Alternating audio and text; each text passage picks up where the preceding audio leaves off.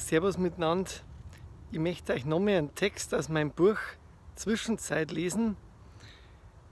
Da geht es um eine Frau, die hat ihr Leben gelebt, aber sie darf sich gerne noch irgendwie ein bisschen beteiligen. Sie darf noch gerne ein bisschen was machen, aber irgendwie hat keine Aufgabe für sie.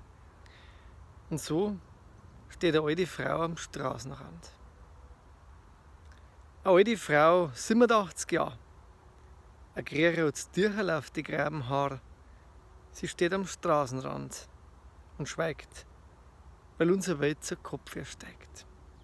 Alles fliegt nur an ihr vorbei. Sie fühlt sich alt, das arme Weih. Auch jeden Tag nur Raserei, bis du schaust, da ist der Leben vorbei. Sie schaut den Himmel, der ist blau, und geht ins Haus, weil er wär grau. Sie legt sich dort zum Sterben hin. Nur weiter zu leben, das hätte keinen Sinn. Ganz leicht, da schwebt sein Himmel auf. Und unten nimmt das Leben seinen Lauf. Sie hat jetzt endlich ganz viel Ruhe und schaut von oben der Hektik zu. Das ist mein Buch Zwischenzeit. Und ja, diese Geschichte von der alten Frau am Straßenrand, die lese ich immer wieder mal ganz gern vor.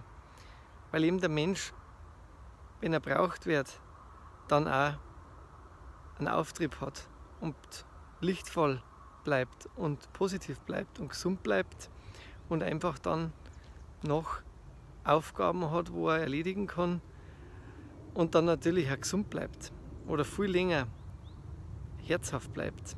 Und gerade momentan brauchen alle Menschen Halt und Liebe. Ich kann zurzeit leider keine Lesungen für jeden Menschen machen, weil da leider sehr viel Trennung da ist in dem Ganzen.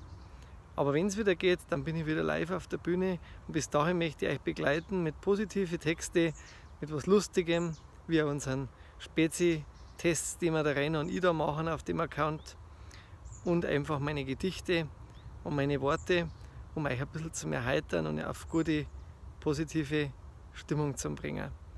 Also schaut ab und zu einer da auf dem YouTube-Kanal und auf wolfgang-hofer.de. Da mich freuen. Macht es gut und lasst vielleicht ein Abo da.